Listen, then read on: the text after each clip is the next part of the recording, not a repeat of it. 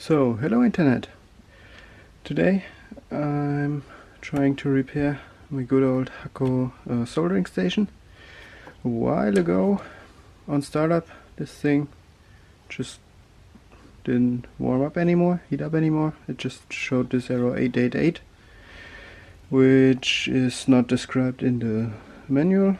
Then yeah, I was wondering, I changed out the soldering iron and tried all different kind of things. Contacted the manufacturer. They told me, oh well, yeah, that's an error that sometimes occurs. Seems to be a problem when you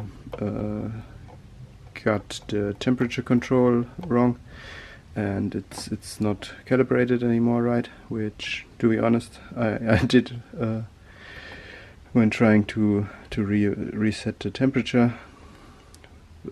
So yeah, thing broke. Replacement, he said, he wrote an email, is super expensive, just like a new machine. So I didn't go for that route. Instead, I bought another one from the German Craigslist, which yeah, was like half the price of a new one. But I could continue soldering and playing around. So that was worth the investment. But then a few weeks ago, I thought, well, maybe I should try to fix this thing. And yeah, what could be broken in there? I looked around on the PCB and thought, okay, there's some sort of a big transistor on there. I switched that out because after desoldering it, in the component tester it said it's broken. So I changed that one out, but that did not solve the problem. And then I found a replacement board on eBay, which looks identical. So today I'll try and swap it with the broken one in there and see if we can get it to work. If not, at least I'm the only guy who's wasting money on the PCB, and maybe some other guy is safe from doing so. So let's take this apart, resolder all the connections and see if it chuches. Safety first.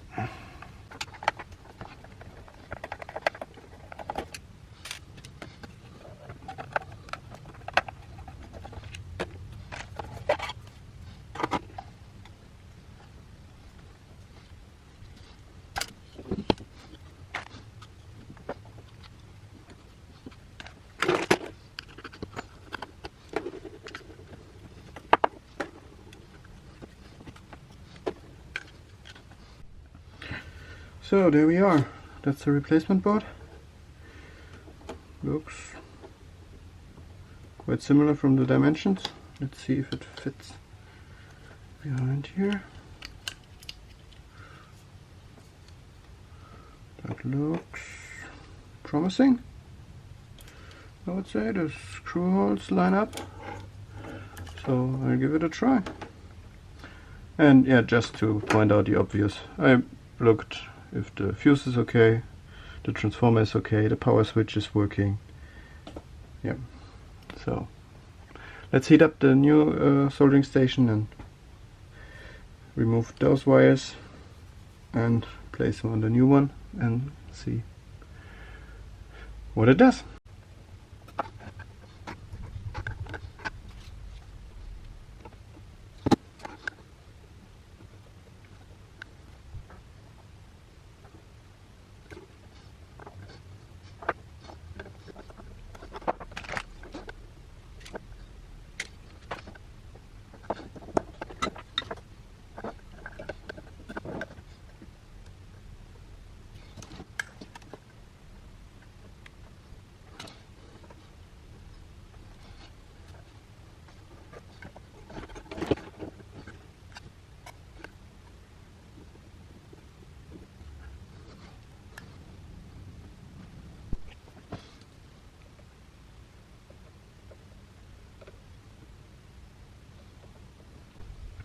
Okay, all the wires switched around on the PCB. I hope I have not looped something in there that should not be in there, but I'll see in a minute. So let's close the whole thing up so no angry pixies can fall out, and then let's give it a spin if it works now.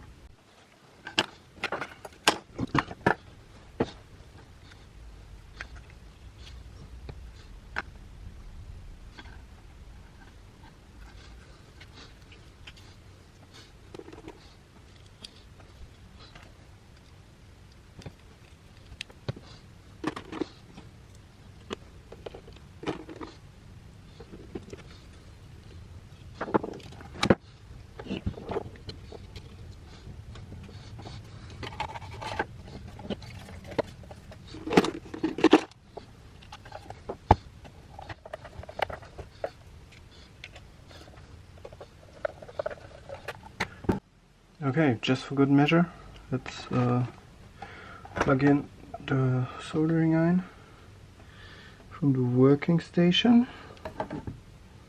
into there.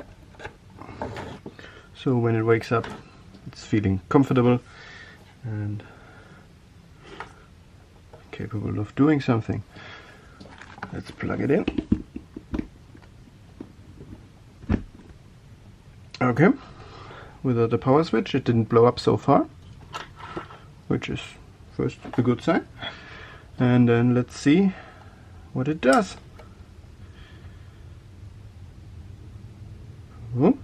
Oh! Yep, looks like it's heating up.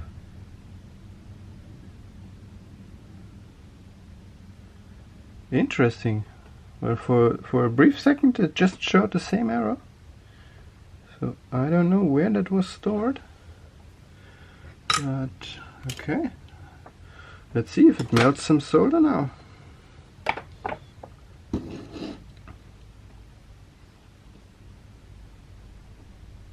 Yeah, it does just fine. Well, great. That went better than expected.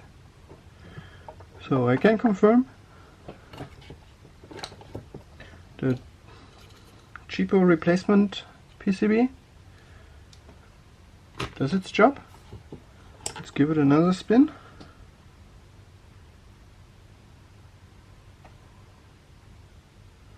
Okay, it heats up.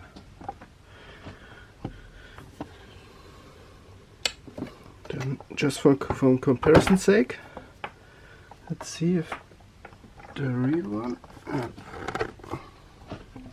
that's the one with the original board in there. Okay, I set that to 360. But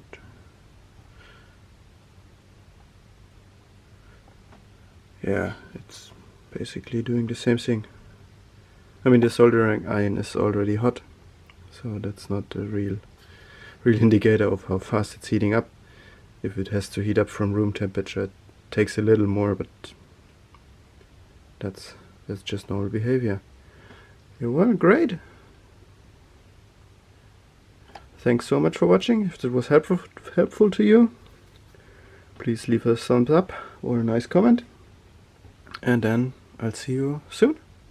Bye, take care.